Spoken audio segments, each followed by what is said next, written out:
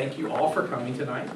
And I'd like to especially thank Mary Jo Van Gerpen, who put all of this together, and who also was co-chair of our caucus. So Mary Jo, thank you for that. Okay. So before we start tonight, I want to put a plug in for another event.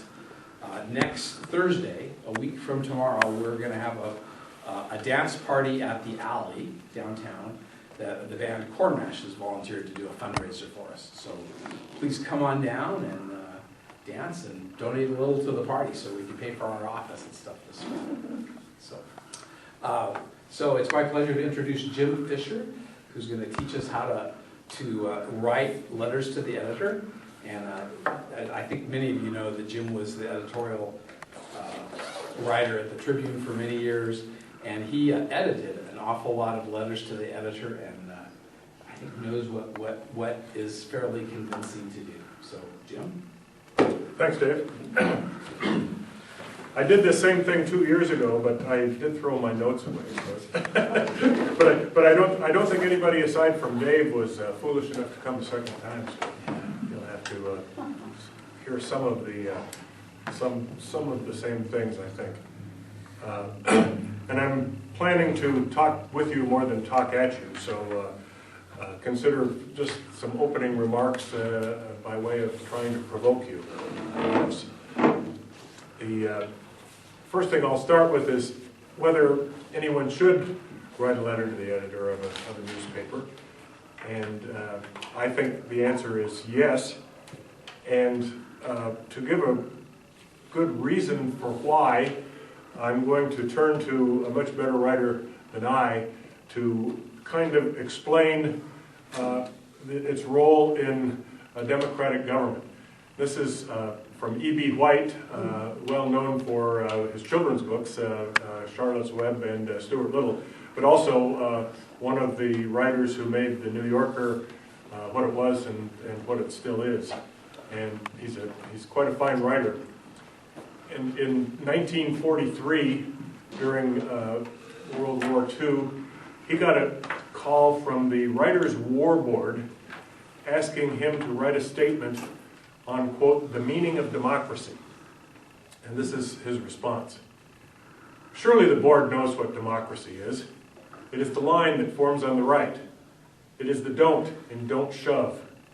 It is the hole in the stuffed shirt through which the sawdust slowly trickles. It is the dent in the high hat. Democracy is the recurrent suspicion that more than half of the people are right more than half of the time.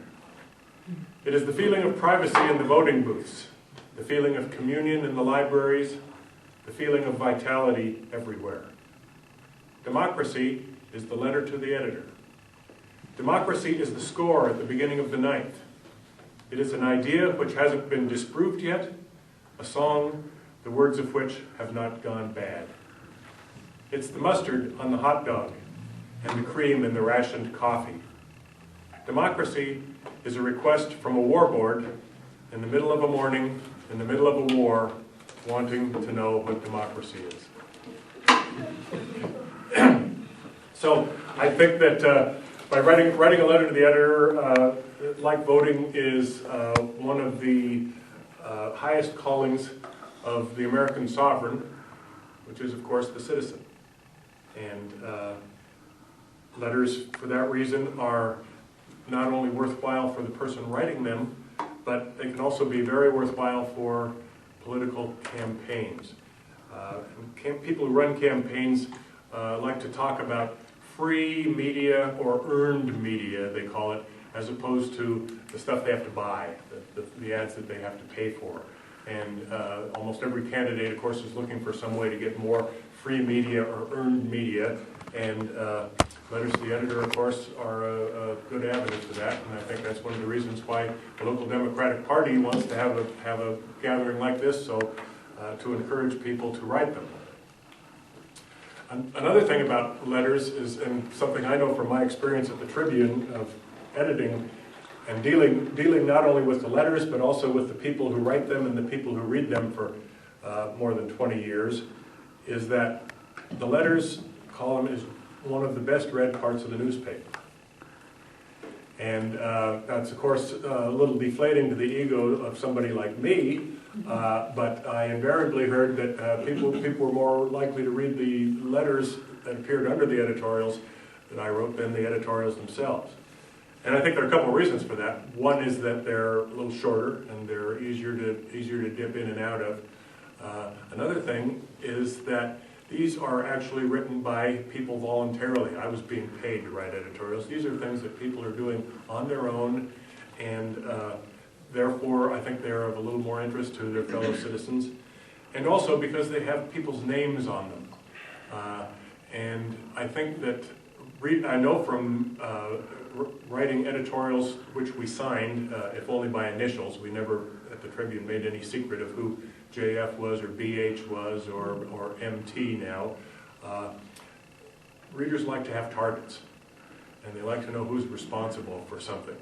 And I know when the Spokesman Review, which experimented for a while with signed editorials, went back to unsigned editorials, they got a lot of flack from their readers, because readers like to know who's writing something. They don't like something that's anonymous. And the traditional reason for most newspaper editorials to be anonymous is that they are a product of an editorial board rather than any particular person. And a board sits and decides what it wants to say, and then the writer just goes away as pretty much a technician. And the editorial is the product of a committee. Unfortunately, a lot of editorials read as if they were written by committee. They're not very lively, and they don't have a lot of personality to them. There's one caveat, though, to the business about letters when it comes to election letters, and I found from visiting with people, election letters are a lot less popular than other letters to the editor. And I always had people around election season tell me, oh, it's those damn election letters, I hate seeing those things all the time. And I think part of that is because the pages start to get burdened with so many letters toward the end of a campaign. But also, a lot of election letters aren't very interesting.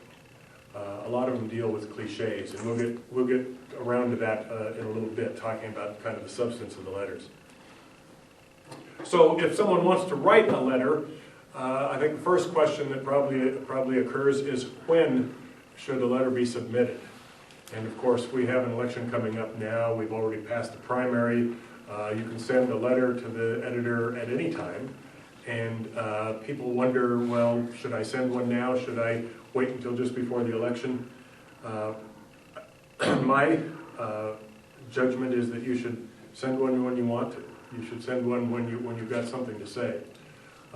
I don't necessarily think there's a reason to wait. And writing one early can't hurt, but writing one late actually can. And I'll explain what I mean by that. If you're writing one late, and I used to see this every year, people wait until the deadline day at the paper for letters to come in, and people would come in with sheafs of letters. And they would invariably be quite long, and by that time I would usually be condensing them down to a very, very small amount, a sentence or two, little short paragraphs. And I would see the same people do this year after year after year, and I always kind of tended to wonder about the mental faculties of these people. They didn't learn anything from the last election, that they would do the same exact thing again. But that was because I worked at a paper where we actually tried to run every letter we got. As long as we didn't have a good reason not to, we tried to run everyone. The Spokesman Review is not such a paper. It picks and chooses, so you can't be guaranteed that when you submit a letter that it will appear. But at the same time, you are much more likely to see more of your letter appear if it comes in early rather than late when there's a big flood of letters. The counter to that, of course, is that during the summer months like this, people think, well, nobody's paying too much attention to electoral campaigns, and they're not really going to start paying attention until after Labor Day, so we should probably wait and do it then. And I think there might be some truth to that, but that's also when the number of election letters increases and people's eyes start to glaze over when it comes to letters. So, and the other thing is that most papers do have a limit on how frequently you can submit a letter, but there's no reason, if you wrote one now, for example, you couldn't write another one in July, another one in August. You know, usually the limit on frequency at the Tribune, it was every other week. So you would have a chance to submit quite a few. But of course, you don't want to submit several at the same time because you're not going to see them all appear. And again, I would see people do that too. They would come in and they would have one letter endorsing so-and-so, another one endorsing so-and-so, and they'd split them all up and not realize that you can't submit a shotgun array of letters at the same time and expect them all to appear. Some papers that do choose don't edit quite as much, but at the Tribune, the letters policy always says letters are always subject to condensation, and the condensation, which meant essentially just editing, got more and more severe as the election came around, and it was a real headache for me having to try to fit some more trying to fit some more letters into a page where I only had a finite amount of space. And I think that the finite amount of space, of course, is growing smaller at papers as papers get more pinched financially. So I think you really need to think about the space that's available. Summer is a slow time. If you want to see a letter with some length and some substance appear, summer is a good time, and you know, there are still people reading the paper. During the recent presidential campaign, I've heard a number of people say that talking about the economy's effect on the outcome, they say that the economic state actually in about June is what is more determinative of how the presidential race will come down than what happens just before the election. People kind of things start to gel in their minds a little earlier. So I think there's no reason not to start writing a letter as early as possible. Next question is, how long should a letter be? And here, as with time, you need to observe the paper's own limitations. And almost every paper has a length limit on letters. The Tribune, I think it's still 250 words. I think the Spokesman Review is 200 words. I don't know about the Daily News, but I would advise people never to go over that limit, because those limits are usually adhered to pretty strictly, and you know, I always found that I had a knack for taking out people's best points, because they because they always told me that. So and so I always told them, well, if you don't want me to take out your best points, maybe you ought to make them all get rid of some of the lesser ones yourself. So if you think all your points are the best points, yeah. where do you start? There's another reason for being careful about length, and that is that the shorter letters get more attention than the longer ones. Everybody has shorter attention span these days, and it's the same with me. When I look at letters to the editor, I see one like that.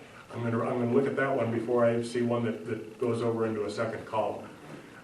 So if you can possibly do something very quickly and concisely, I think you can make a better point than if you really go on.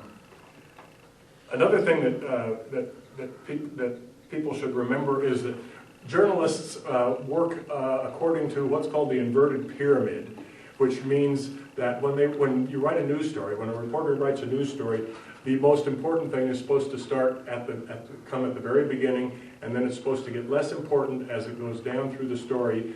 And the reason for that is that everybody's work is subject to editing, and when editors come after those stories later, they generally cut from the bottom. So saving a punchline for the very end of a letter to the editor is probably not a good idea, because that might be your best point, and it might not appear. I would, on occasion, get letters that almost defied editing, oftentimes because they told a story, a linear story. And what are you going to do with somebody who starts off with this thing and then goes like that? Well, what I had to do was I had to edit them. And did that mean those stories generally ended up looking pretty ragged? Yeah, it did. But that was my job, and I didn't really have a lot of choice about it because I was under instructions from the publisher that this was going to be the length limit on letters. So you really need to consider that and remember the inverted pyramid and not save your best point till the very end because you probably will lose it. Jim, when you say you edit the letters, is it always because of the length, or is there something in there that you take out? Well, the only papers have different policies on that. Some papers are more squeamish about some things than others. We had a very light hand on letters at the Tribune, and the only thing that I would remove for reasons other than length were libel, which of course we didn't want to go to court over a letter to the editor. So anything that was even looked potentially libelous, I would remove. And then strong language, which is kind of a sliding standard. There are things that appear now that wouldn't in the past, but generally those are the kind of things. Give me an example of libelous, something that's For example, calling one of the candidates a crook.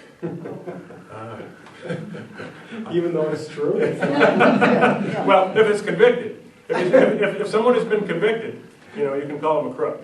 But even if someone stands accused, but no, you can't do that. I taught journalism for a couple of years, and I would tell students that you can call somebody a jerk from here until Sunday, but if you call somebody a crook, you better be able to back it up. And so those kind of things. Alleged? Does alleged work? No. No, it doesn't.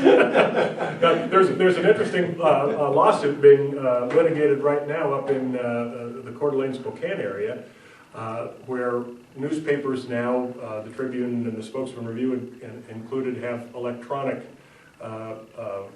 messages that people can submit, and they are not mediated, at least when they first appear, and that opens the possibility for libel to appear. And I've seen it appear many times in the Tribune, and I had a continuing argument with my publisher about the wisdom of doing that. I didn't think that should be permitted.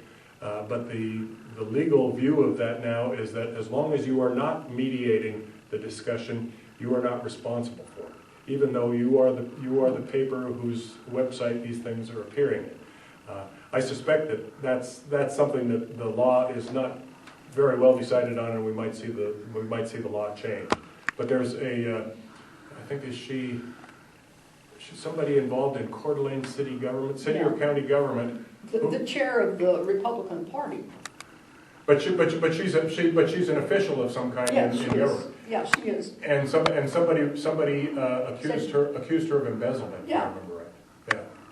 And she is suing. And the Spokesman Review has gone to court saying, "But gee, we're not to blame. We're not responsible for this." That's a hard one for me to wrap my head around. And I always told my publisher, I said, well, your lawyer might say that, and some other lawyers might say that, but I'd hate like hell to go before a jury with an argument like that. Because if I were a juror, I would say, yes, that paper's responsible for publishing that. What about the idea that public figures can be libeled, but private people can't? Well, theoretically they can't be libeled, but it is much, much harder for a public figure to prove libel than it is for someone else. Anybody who becomes a public figure, either through being a public official or by inserting himself or herself into public debates or something like that, has to meet a higher standard.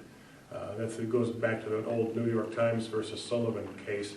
And for a public figure to prove that he has been libeled, has to demonstrate that the person who published the falsehood did so either knowing it to be false or with reckless disregard for its truth or falseness.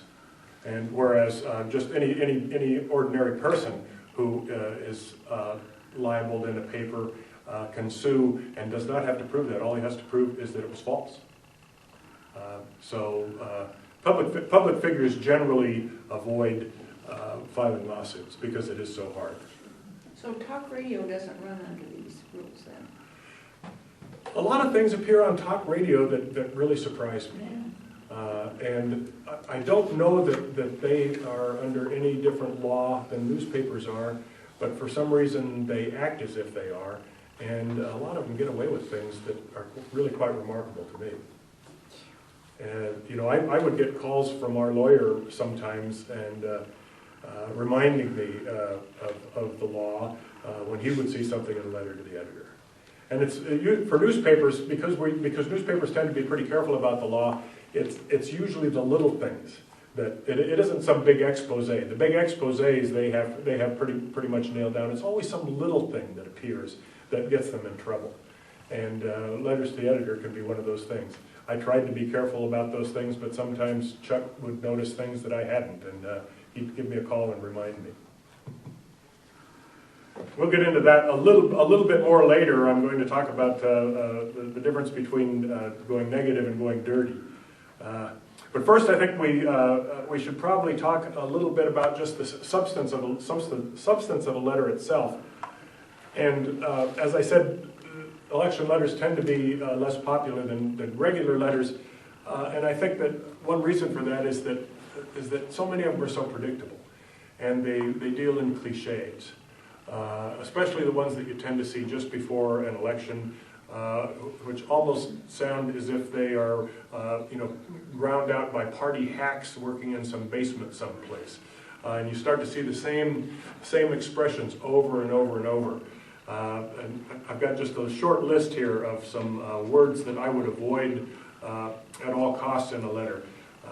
Dedicated, hardworking, caring, patriotic, community-oriented. Those are the things that I think make people's eyes glaze over as the election draws near, because not only because they're kind of trite in their own right, but also because they appear in so damn many letters. You see them all the time. It's like when I used to interview candidates for public office, and this would be especially people who were running for offices, community offices or something like that, more than people in higher office. And I would ask them, well, why are you running? And they would say, oh, this community has been so good to me, I just wanted to give something back to it. And then I would say, what? And they go, huh? And I'd say, well, what do you want to give back? What do you want to do? And almost always somebody who said that didn't have the first idea. It was, Bill Hall used to tell me about how, he would always ask candidates that, if I were elected, I would, and go like this, and then people would sit there with a blank face. And he said when Cecil Andrus first ran for governor, he said that to Cecil Andrus, and Cecil said, I would put kindergarten in Idaho schools, I would do this, I would do that, and he actually had a list. Those are the kind of candidates who really catch on. As opposed to just people who are saying that they're running because they're such good-hearted, dedicated people.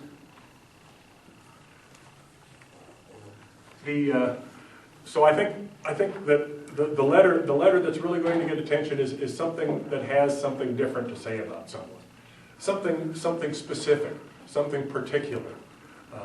This person. I'm supporting this person not just because he's dedicated, but I'm supporting this person because this is what he wants to do. This is what she has already proposed. That kind of thing. This is the change that this candidate is promising.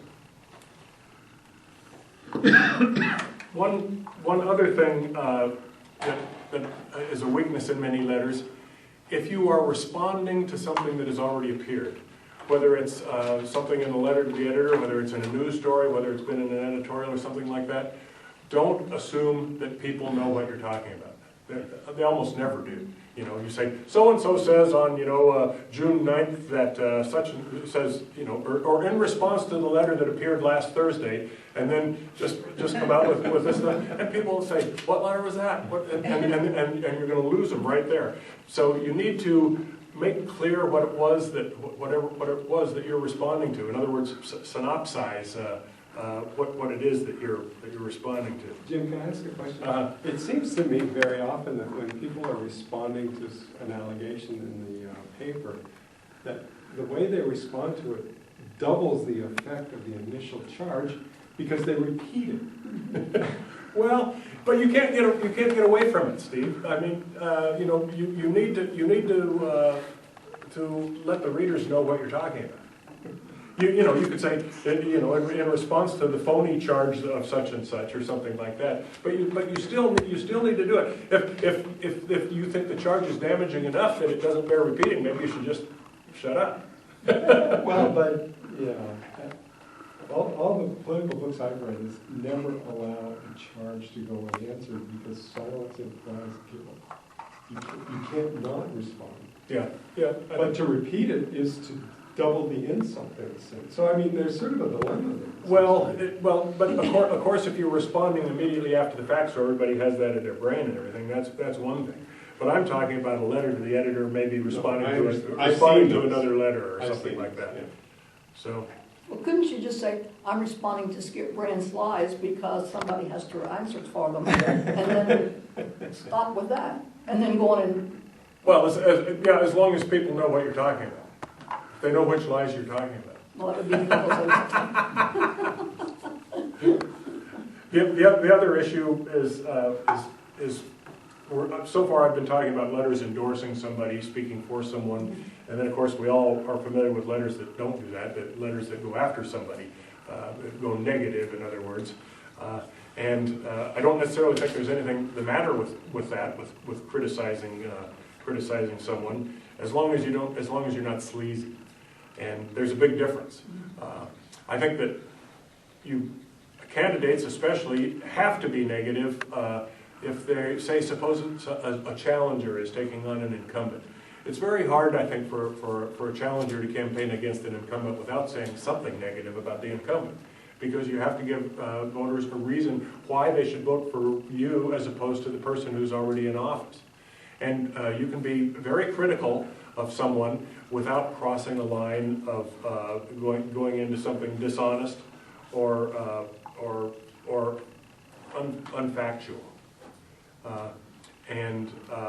I think that anybody who resorts to that kind of thing deserves condemnation, which means that I think most political campaigns these days deserve condemnation, because unfortunately we see almost all campaigns, at least on the national level, do it. And I think it's really shameful. I see the Obama campaign doing it now. Of course, I see the Romney campaign doing it, and I think it's a shame. And I'm surprised that voters are as tolerant of it as they are. Could I ask a question Mm-hmm. on the subject? If you're writing a letter to the editor and you'd really like to point out that somebody is a Tea Party member and they're not willing to admit it out loud, but everybody knows, how do you do that without coming across like you're really negative or nasty or something?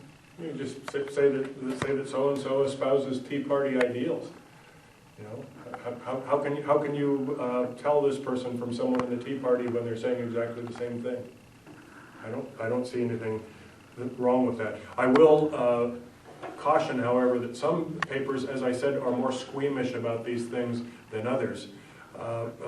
The editorial policy at the Tri-City Herald, I don't know if it's still the case, but their policy used to say, letters that attack groups or individuals will not be published. And I asked their editorial page editor one time, how can you have any fun if you can't attack groups or individuals? You end up with a pretty arid page if you're not going to do that kind of thing. And at the Tribune, we would err on the other side, if anything, including publishing letters that were blatantly racist. The Spokesman Review, Doug Floyd at the Spokesman Review tells me that racist letters are the first things that go in the trash can at his place. And I said, oh, we publish them. We think people deserve to know what's out there. And I think that it's healthy for the community to see that kind of thing. And then the community also kind of polices itself when that happens. Bill Hall told me about an incident that predated my arrival at the Tribune. When Martin Luther King was assassinated, somebody in Clarkston wrote a letter asking, and of course he was assassinated when he was in Memphis for a garbage worker strike, and somebody wrote a letter just asking, how could they bury King when the garbage workers were on strike? And the paper published the letter, caught all kinds of hell for publishing the letter, but then sure enough, all these letters started pouring in, coming back at this guy who had written this thing. And as I talked about, the self-policing nature of the column, and I think it was, I still think it was the right decision to do it. And I published many letters, maybe not quite as concise and pointed as that, but I published racist letters when I was in charge of them. And I did so with the publisher's knowledge and approval. Don't you think too, if you say something is beyond the pale, then you're really inserting your own bias into, I know there are letters that I thought were terrible that you might not have felt were all that bad. Remember Frank O'Jacks? Oh, yeah. Yeah, well, he used to write these Speaking horrible of letters Clarkston. about women, you know. And I think it would have been a shame not to publish them because some of us had a lot of fun writing letters back, you know. So, yeah, I don't know, I think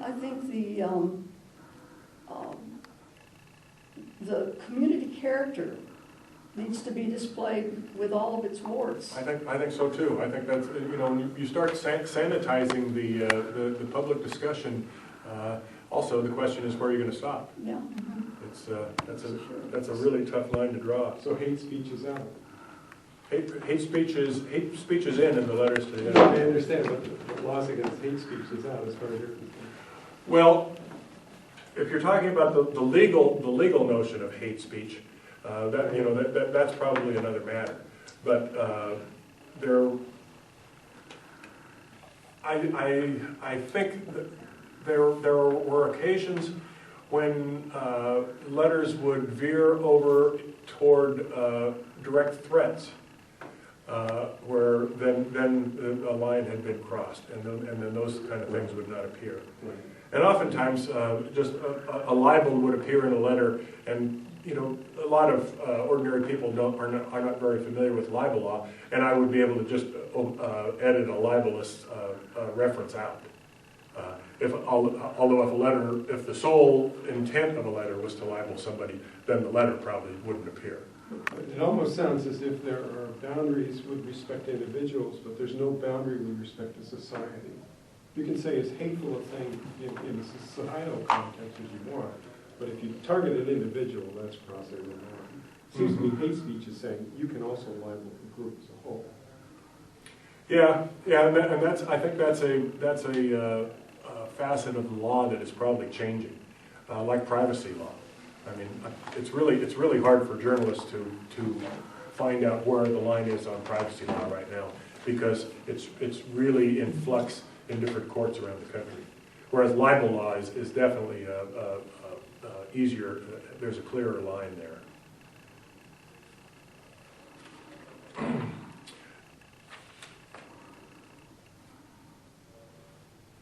I also think that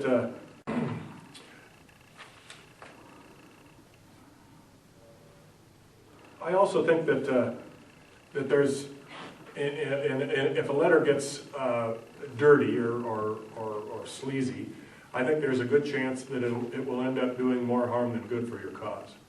I think right now, for example, of poor Mitt Romney and Donald Trump. I mean, you know, he doesn't want to disown Donald Trump because apparently he thinks that this guy is worth something in the way of votes. And yet at the same time, every time Trump opens his mouth, he is hurting his campaign. And he knows that Trump is hurting his campaign. This birther issue that he keeps pushing, that the president wasn't born in this country and everything, that's just, you know, it's nuts. And Romney knows it's nuts, but he's got this guy out saying this stuff, and he doesn't know how to deal with it. If he had his druthers, he would certainly get the guy to shut up.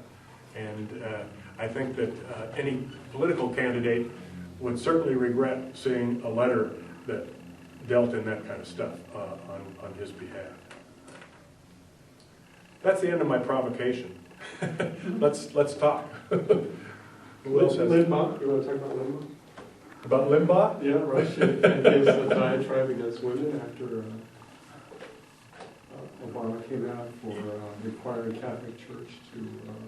You know, I used to think that people like him were an embarrassment to conservatives, but I guess maybe conservatism has changed or something, because I hear fewer people object to that kind of thing now. I used to, when Doug Wilson was writing a conservative column for the Tribune, he was our in-house conservative for a while, and I would have people tell me, you know, you don't even give us a real conservative columnist, you give us this caricature of a conservative.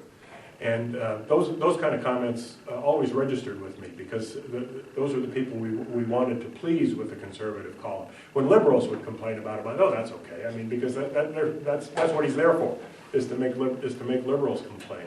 But when Republicans would say, you know, this guy doesn't represent what I say, that would disturb me.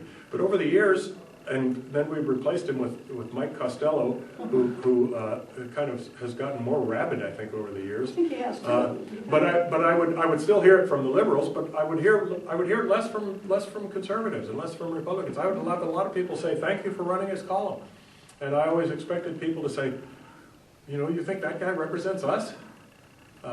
You know, I would like to think that there's still kind of a Chamber of Commerce country club conservatism that objects to that kind of stuff, but I didn't hear too much from him. I heard a story this morning on NPR talking about how over time, I think this was done by the Pew Research Center, where they were studying 20 years period, you know, for the moderates and the liberals compared to the conservatives.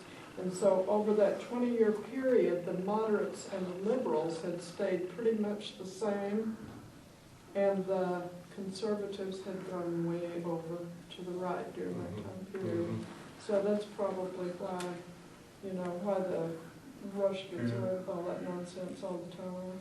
Well, you could argue, Betty, that the whole electorate has kind of moved to the right Well, I have, in recent years actually. too. Yeah, most of us have. So why is it that the newspaper has a need to have a conservative or Mainly because, columnist? primarily because most newspapers are the only paper in the community anymore. Time was when every community had a Democratic paper, a Republican paper, and some other papers in between. So all the voices were heard. And as the newspapers fell by the wayside, most papers considered it their responsibility to make space available for other voices. And that's why the Tribune has always had a conservative columnist. Some of you will remember Guy Trotter, who was Doug Wilson's predecessor. Who was kind of a retired military guy, and Little Hitler. but we considered it a responsibility to make space for others, and that's of course the reason why the letters column is there too, is to provide other people with the opportunity to be heard. You know, I don't think you find that in Syria. I don't think you find it in Russia much. You know, other voices are being squelched. So we just consider it healthy to let other people, the people we disagreed with, and that was always my standard with somebody like Mike Costello. The minute he started writing stuff that I agreed with, I would have fired him because that isn't what he was there for. He was there to write stuff that I disagreed with.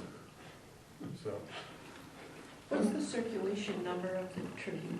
it's about 25,000, which the people who run newspapers say that means they have about 50,000 readers, because they figure for every edition that is picked up, it's passed on to somebody else. So there are 2 readers of the Tribune in my house, for example. Does anybody consider at the Tribune that there are some of us who absolutely never read Costello? Yeah. I mean, I will not read that guy, no way. Or George Will? Yeah, I try. That's another one. And I get the first paragraph and I go, I didn't even know what he said. I would agree. I think it's a real disservice to liberals, which I am, to have nut job conservatives, because they don't articulate, for me, a coherent philosophical point of view. They are essentially exposing their id. That's how I see it. So there are very thoughtful conservatives that I would really like to read to understand why they think that way. And I don't get it from I don't want to muck around in this guy's misunderstanding of the world. I would like Andrew Sullivan, I think, is a very thoughtful I've conservative. always wondered why George Will is so supportive of Americans United. I mean, Citizens United? yes, you know, I mean, Because he's an apologist for the right way. well, I know that, but it seems to me that almost any thinking person would realize the damage that court He's an case. apologist. That's why he's not interesting to read. I know. Andrew Sullivan, for me, is a thinking man's conservative. Somebody who is conservative from their point Just of because view. he's gay. Well, that could be. Yeah, he That could got be. the taste of being in the, being on the other side. Fair enough, but I mean, he's still conservative. I mean, he's still. Oh, yeah, Oh, yeah, he is. Well, he is conservative. But I think it helps you understand why that point of view makes sense to some people.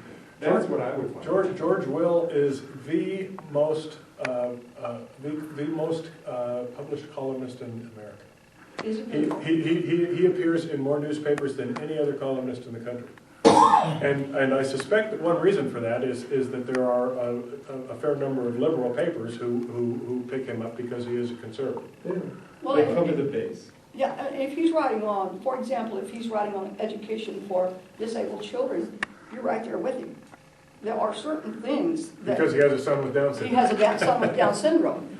And it's interesting to see how his perspective becomes very liberal, very compassionate when he's dealing with something, an issue like that he cares about very much. And I sometimes, Because it's in his home, he's, yeah.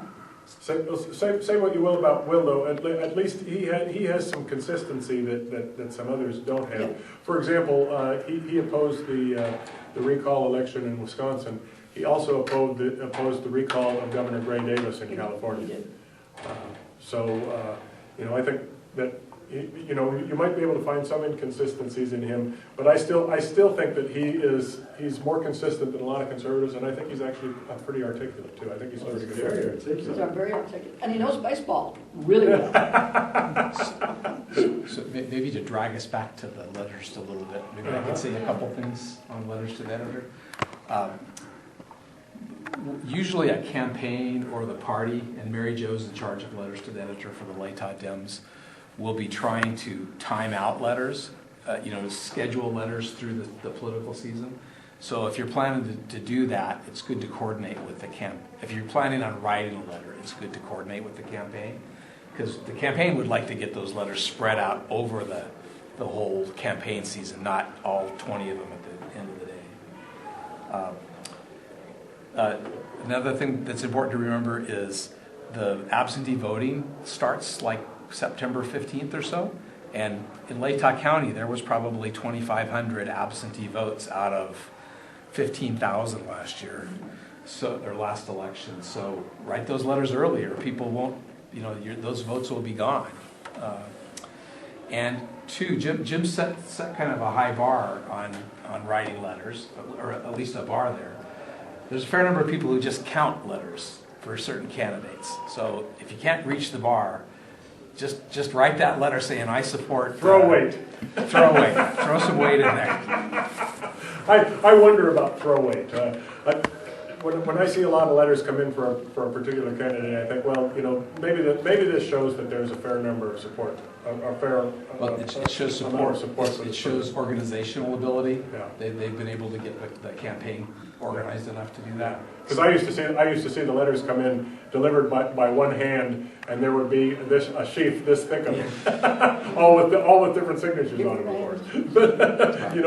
They came from a boiler room someplace. Right. And in that boiler room idea, if you write one, send it to the Tribune, send it to the Daily News, send it to the Argonaut, and this year send it up to the St. Mary's newspaper, because our legislative candidates are in two media markets this time.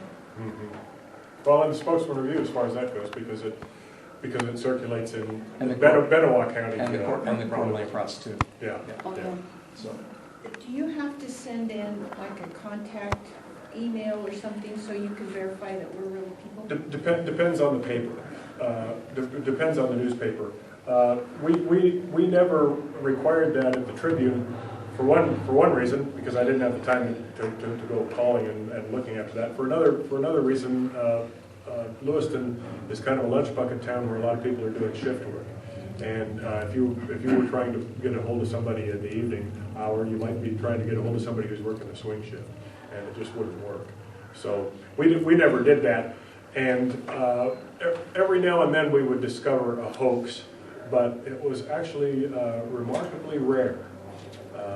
Most of the letters that we got were pretty authentic. Every now and then I'd get one that had the look of a fake. And I would send a letter saying, I'm wondering about the authenticity of this letter. I'll hold it at my desk, please call.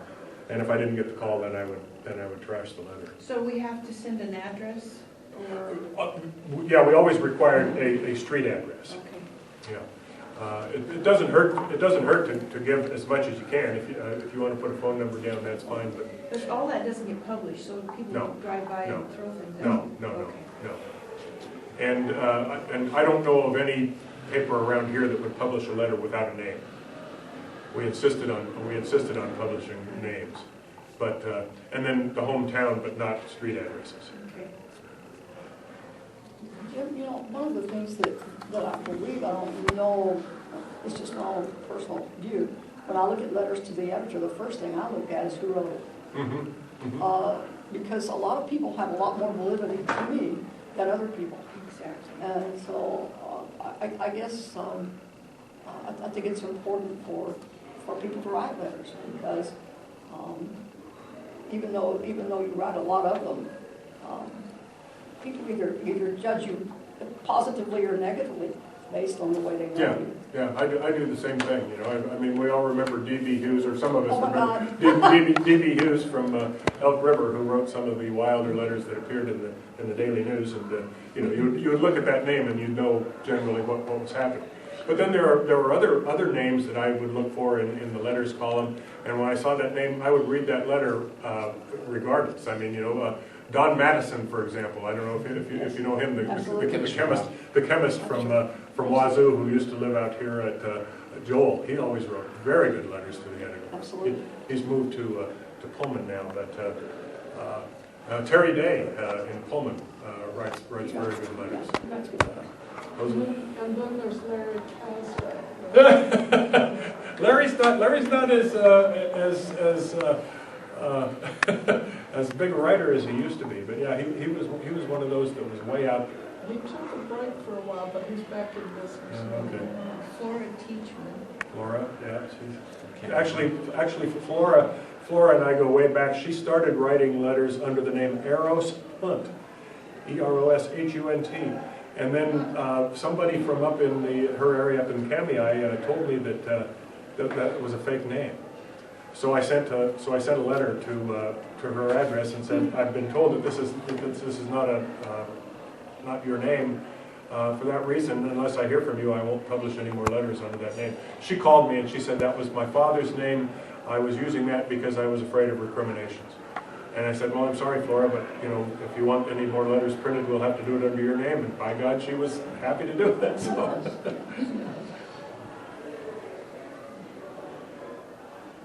What did you say that she switched to her real name? She uses her real name now. She was using her father's name at one time when she first started writing. And I mean, the smaller the community, I can kind of understand it, because in Moscow, in a town like Moscow, even though it's not a big town, everybody doesn't know everybody. Some of the names we see in the paper are people we don't know. But in a place like Kamei or Kuski or something like that, it's pretty hard to be anonymous. I actually kind of liked living in Moscow rather than Lewiston, because I was a little less well known up here, and I could go to the grocery store without having quite so many people grumble at me as if I did it in Lewiston. You live up here now? Yeah, I have for 30 years. Yeah. Great. I commuted. All those years. Yeah. well, we still have Harvey Cohn, and we still have Hennigan. Well, Harvey Comm is pretty harmless, though. He just writes religious Yeah. screeds. He doesn't really attack anybody other than gays in general. Yeah, no, he's just, That's pretty severe, I would say. Well, but as opposed to somebody who comes after individuals, though, by name. He doesn't do that, and he does it in a way that says, you can be saved, yeah. come to the Lord and that kind of thing. Yeah. But it's not mean or vicious. Tom Hennigan, though, is vicious. He used to go after me quite a lot. Yeah, That he was didn't fun. like you. Yeah. I've always wondered how his mother could stand him. She's not like him at all. Yes. His mother is a liberal Jew and he's a conservative Christian. So. One of the things that candidates like is free press, like having their events covered and not having to pay to have an ad. Do you have any suggestions for how to generate lots of free press? Or do's and don'ts about that? I know you're an editorial writer, you don't really bother you with spot news, but When I was a political reporter, I used to have to deal with that. I remember when Jim Jones, for example, who's now on the Supreme Court, when he was first running for Attorney General, that guy came through Lewiston so often, I just couldn't believe it. And every time he came through Lewiston, he came in to see me. And every time he came in, I'd go down, we'd sit down and have a cup of coffee, and finally, eventually I'd have to say, Jim, stopping by here isn't going to get you a story every time. and then I proved it by not writing a story every time, and I started seeing a little less of it. But it doesn't hurt. The more you try, probably the better you're going to do. So I'm surprised actually the candidates. By the time I left the business, we were getting fewer candidates in rather than more. People stopping in to try to make news. And one of the sad things I see now in at least my newspaper especially, is they think covering an election campaign is having one story before the election about a particular race, and they'd say, this is what so-and-so says, this is what so-and-so says. Yeah. To me, that is not covering campaigns. That's presenting candidates. But covering a campaign means covering the news things that happen during a campaign. And the Daily News, to its credit, I think before the primary, actually did some stories covering the campaign. They went to a gathering, kind of a Tea Party gathering, where Gresham Bauma, how does he pronounce his name? Bauma, or Gresham Bauma and this fellow DeVries and Cynthia Gideon appeared. And then they noted which Republican candidates had not appeared there, Trail and Schroeder, for example. And that's the kind of thing that's covering campaigns as opposed to just presenting pictures of candidates and saying this is what they have to say. And that's probably Brushfire Alliance inventing that event, which they did, and probably pushing the Daily News on just that issue on what candidates showed up. Mm-hmm. So that might be candidates really creating the news there. Yeah. created a news story. Mm-hmm. Well, and reporters are always interested in something unusual or something that might be controversial. When people would come up and shake their fingers in my face and say, you're only doing that to sell newspapers, I'd always say, you're goddamn right. That's the nature of the business. Is it possible that the Tribune could get rid of some of those upfront columns to have more news? I mean, every week, Kathy Hedberg, I read her most all the time. But it's such drivel, there's no redeeming quality. You read it, but it's drivel. And, every year, Butch Alford has got to have his column on the most popular baby names, names every year. Who cares? I mean, if I I had a baby, I'd want to know what its name was, but I It's only once a year, Betty. I mean, they could dump a whole lot of that garbage out of the Tribune I'm talking about now and put stuff in there Well, that we could read. You know, there are two kinds of letters to the editor. You can send a letter to the editor, such as we're talking about here, that's going to be published, or you can just send a private message to the editor saying, you know, Dump that stuff. saying, yeah, Dump this that is, stuff. yeah, this is, And yeah. all that entertainment on the back. I don't even know who these people are, you know, they're writing about. That's because we're old. All the showbiz personalities and stuff. Yeah. Well, I'll tell you, that's going to be harder to get rid of, because unfortunately, That gives you leadership. newspapers do know what people want to see. And they are always trying to balance between what people should see and what they want to see. And they do market studies. They know what people want to see. And you've been in the same supermarket lines I have, where people are picking up those tabloids, you know, just before they hit the register. People want to see that stuff. That stuff really sells. Why do you think they have all those tabloid shows on television too? That junk really sells. The national news too has so much, like they'll have whole segments. Take the last 7 or 8 minutes of any NBC, ABC, CBS. I mean, they only have, you know, 20-some minutes of news, and then the Not last 20 several minutes. are just junk.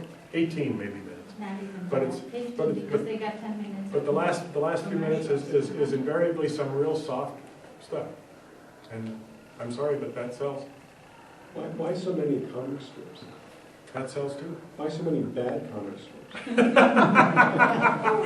We all have our opinions on that, don't we? I know the good ones. It's easy. The only good one is Zip.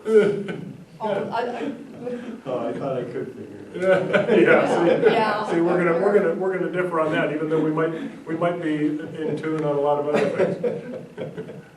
Well, I don't mind that you have Doonesbury on the editorial page, because then I get to read it just right then, you know.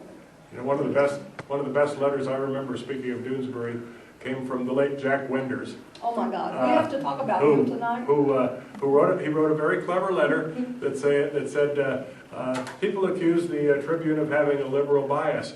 If that were true, why would they hide Doonesbury on the opinion page, which no one reads, and publish Mallard Fillmore in the back of the classifieds that everybody looks at? And that was a very clever letter. Does Marty have the job that you used to have? Yes, it is. I mean, he does a good job. I mean, I he think- reads up stuff, I'm like, where did he find this out? I think he's great. I tried to hire him when Bill Hall retired, Mhm. and he was the editorial page editor in Idaho Falls at the time. But unfortunately, he was involved in a family dispute in Idaho Falls at the time. That was his hometown, and he couldn't leave. And then when time came for me to retire, I had kind of given up on him. And when we published the opening, I got a call from him, and he said, "You're going to have all kinds of good applicants, but I'd like to throw my hat in the ring." Well, that's great, because So I said, "Gee, I'm glad to hear that, Marty." I like his editorial. So That other guy that came for about a year, I forgot what his name was, he was good too. You know, he worked with you. Tom Henderson, Yeah, he was a very colorful writer. yeah, Mhm. I liked him. Yeah, unfortunately, he was the one who was the victim of the cutback Yeah. when we went from 2 editorial writers to 1. I kept his John Wayne column on the side of the refrigerator for ever so long, you know. Well, you just wonder why people vote for the people in Boise if they read these editorials that Marty writes. And so my pathologist, I work at the hospital, and he said, because not everybody writes about this. The Boise paper doesn't. You know, up north they don't. So this is the only people that know. Well, the Latah and Nez Perce counties have long been more swing counties too, where I think people are more independent in their voting. I think a lot of other places in Idaho, people vote pretty much a party line. And I remember when I started in the newspaper business in the Silver Valley in Shoshone County, where the Democratic primary was the only election that anybody paid any attention to, because if you were the Democratic nominee, you were elected. The same thing was true in Lewiston at one time. Those were good days. But The golden age. yeah, like back in Chicago, where you used to be able to just pull one lever, you know, for vote for the whole party ticket. But those areas have become a little more independent now. Unfortunately, you know, I'm waiting to see some of those rock-ribbed right-wing places become a little more independent, like Canyon County, you know, Bonneville County. You know, there's a kind of a hotbed of liberalism down in Teton County now. Yeah. But What is your take on why Idaho has moved into the Republican column in such a big way? I think the Republicans did a very good job of exploiting the natural resource issues and going to working people and saying, these are the people who are putting you out of work. And I think, Forestry stuff. I think that succeeded very well. And the Democrats are having a hard time pulling themselves back out of that. What would they have to say to Reagan Democrats about that issue to get them back in the fold? Boy, if I knew that, maybe I'd run for office. Which I won't do because I have a paper trail. I'm trying to help write the Democratic platform on that very issue, and I'm raising that issue, that Idaho Democrats need to make a major concession on the environment vis-a-vis the national policy of these natural resources. Yeah, A major concession? A major concession, that's right. We need to Why? distance ourselves from the national policy on it. But I don't know what specifically that needs to be. Because people, I would argue historically that some of the most effective liberals nationally have made the biggest concessions in their policies. Like Fulbright never voted for, I don't think he ever voted for civil rights. no, he didn't. And yet he was one of the most effective So liberals. why, this still doesn't answer my question, why would the Idaho liberals, concession to, To conservative Democrats, to get them to vote for Democrats. and So the we win result elections. is, so result is that we're not gonna have any trees but we got the votes. Well, I don't, this is the problem. I don't know what the concession needs to be. That should be Keystone XL. I don't know what it is. Responsible management, you know, Yeah. which doesn't so We need to say something in a way that says that we get that natural resources are your livelihood, and we're not going to take it away from you. And if that means we have to break with the national, we will. That's the message, in my view. C. Sanders found a pretty good balance there, and he was able to do well with the Idaho electorate when other Democrats weren't, because I think he demonstrated that he was trying to find a balance there. And don't you think Cease's background, He was a logger. He'd been a logger. yeah, he'd been a logger. One would just automatically assume that he would have an understanding of logging families' needs, and he did. He was remarkably. But that's when there were trees, there are no trees. You go out, you go where I live outside of Deering, there are no trees. It's all gone. Yeah, I know. My brother-in-law's a lawyer. So what are we gonna be making concession to what? Well, that's the problem. So there are votes for what? So you get Republicans who cut more trees because you're holding fast and not wanting to cut any trees. That's the sad irony that to try to do something ends up in doing nothing. Actually, I think those arguments are pretty moribund now. Anyway, I think that the time that those really decided races is probably past. I think that it's just kind of a holdover from that has put Republicans in the driver's seat. I think it's going to take something else is going to come along. Maybe it's the zaniness of the right. I don't know that's going to change the electorate again. But I think those natural resource battles have kind of been fought, and I don't know that they're that vital these days. How do you explain the Tea Party movement in Potlatch? They're on the ascendancy. They're not on the wane. But is it natural resource issues, or is it stuff like calling Obama a socialist and things like that? I don't know. I don't see the logging wars being fought nearly as much as they used to be. Of course, we went from a time when we were cutting something like 20 billion board feet a year, and we went down to 2. So I think it's a lack of studying of the issues. I think people take the snatch from the National Enquirer, and that's what they vote. Exactly, because people are not educated. It's about education. Well, Well, that's- it's time. People How are many not of us- educated, and they do not really understand that by being educated, maybe you can sort of improve your, trailer lifestyle. I think a lot of it really is more, it's more emotion. It's what was good for my folks and what this town used to be, and we've lost that, and it's the Democrats' fault. It does, I don't think, I'm not sure how much education helps when you have, what you think has no substance. Well, the job of being a citizen is not intended to be an easy job. Citizens have responsibilities that too few of them undertake, I think. And that's being informed about elections is one of those responsibilities. And I don't think people are living up to it. And I think in many ways the press is not doing as good a job as it should in keeping them informed. But is that fair with the Tea Party? I mean, they feel like they're experts in the Constitution. They see themselves as constitutional scholars. They're not indifferent to it. I mean, they feel they're fundamentalists to it. Well, these are the very active people, though. But but they're not the people who decide elections. The people who They're decide deciding elections the are- candidates, and this is Idaho. Well, The Republicans win. well, we don't know yet how the closed primary is going to play out in the long run. There's certainly a great battle within the Republican Party about it, Oh, yeah. and whether it's going to turn off voters or not, I just don't know.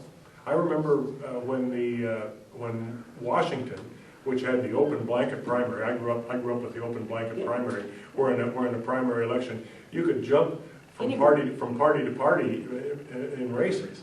In one race you could vote on the Democratic side, in another race you could vote on the Republican side. And I remember the first time people in Clarkston were handed a ballot where they had to choose between the Republican and the Democratic ballot. They were angry. They didn't want to see that. So there might be some backlash over this closed primary. I think it's probably too early to tell. Yeah, I'm surprised there's been less angry people after the primary. I expected to hear more complaints than I have. And if you looked at the numbers, a third of the people took the 40% of the people took the nonpartisan ballot, which had no races. No races on No races at all. Yeah. And a lot of, I know when the poll workers I was talking to some poll workers, they were concerned that people would take that nonpartisan ballot not knowing, and then would be real upset. But it really, I think at least the way they did it here, where the ballot was on display before you ever had to make a commitment, if you took a nonpartisan ballot, you knew that that's all you were going to vote for. So it seems, it's rather an enigma to me that many people were willing to give away a significant vote. Well, they probably learned something, too. I mean, they learned there wasn't any point in me coming here if that's all I'm going to be able to do. And some of them left. Who? There's people that got mad. Yeah, Was it Tim turned around and left? I have a question, Jim, this question is not particularly political, but some of the more interesting letters that I've read through the years have been on non-political matters, things that, though maybe the writer really felt strongly about. I'm getting ready to write a letter. Nothing politics. There's a piece of property in town that I consider an eyesore. And everybody's talking about this piece of property, and it's an eyesore, but nobody does anything about it, or nobody says It's not a anything. complaining to the mayor. So This is Third Jackson. I've got to write a letter. And tell me that's not political, though. My question is there a particular style of letter that you feel, guess let's they- eliminate politics, a style of letter that you think is more effective? And I come back to something Nancy and I laugh about all the time. The movie's Casablanca, and the police inspector comes in there and says, I am shocked. I'm absolutely shocked to hear that there is gambling going on in here. Is there a style of writing that you Are you have shocked, seen that you Nancy? thought was most effective? Never shocked anymore. Well, if I told you a formula, it wouldn't work. Because, I mean, any good writing is something that is not formulaic. So I can't give you a good answer for that. But I think there's nothing the matter with the letter of saying such a thing. And I think it would probably get a lot of attention. Inverted pyramid. The formula is no formula. I have a question about how we can generate more publicity for a candidate that we don't know very well. I'm thinking of the guy that's running against Labrador, for example. I don't know this guy. I've never met him. I don't know anything at all about his philosophy or anything other than he's a Democrat. Now he is, anyway. So how do you communicate about a person like that if you don't know anything about them? Well, first thing is find out, and at least most of these people have websites now, and that's can be very helpful. You know, most candidates' websites now have a little thing you can click on that says issues, and some of them even have something to say under that. And some of them just wallow around in a lot of words and don't really. Yeah, that's true. But that tells you something too. What's doesn't his it? name? Jimmy Ferris. Jimmy Ferris. There's a Football website, player. Vote Smart, that tells a lot of things about candidates. The folks that Vote Smart. Mm-hmm. Yeah, and unfortunately, not as many candidates fill out the Vote Smart questionnaire as should. But that does tell you a lot. Yeah. So is that the art Vote Smart? No, it's an independent project. Okay. It's comes from a number of different organizations got together and pushed it. So Jim, recognizing that a lot of people take multiple newspapers in this area, is there a rationale for modifying your letter slightly when it will appear in multiple publications that are read by some of the same audience members? Can you magnify your effect if you have that much to say, or should you gear it toward a particular reader? You know, is there a different reader of, I don't know, the Argonaut from the St. Mary's publication? If you have the time, I guess that would probably be worthwhile. I don't know how many people have the time to do that. But, If you have the time, write 2 letters 2 weeks apart. yeah. In a different Yeah, style and send it to all the papers. Yeah, that would probably be a good idea. You know, I think that there used to be more. I know that there were more common subscribers between the Daily News and the Lewiston Trib when one was a morning paper and one was an evening paper. I know. When they both went morning, Yeah. a lot of people dropped one or the other, Mhm. and that created a problem. Why did they change? Why did the Daily? For production reasons. They're both printed in the same plant, and now you don't have to have a second shift to print the other paper. It's all economics. Which is still the reason why there are the 2 newspapers. I used to argue for doing in the Daily News and producing a bigger, better paper to go up against the Spokesman Review. That was back when the Spokesman Review was more vital here than it is now too, though. And I soon realized, although nobody spelled it out to me, that as long as you can get 2 Macy's ads, you're going to have 2 papers. But it sure wasn't, we never did, we still take both papers in the morning, so we read them both, and it's so redundant, Mm-hmm. but we do it. Yeah, and you see the same wire service copy, and it's, I'm not crazy about it either. But then, You only get the edge though, the Lewiston. Yeah, and I like the edge, by the way. The edge. they never let me near any of those business decisions, believe me. They kept me as far away from those as they did from the advertising department. This is off point completely, David. I have this little thing from the Idaho Education Association. I need 5 signatures of people who are willing to say that they support the repeal of the Luna laws.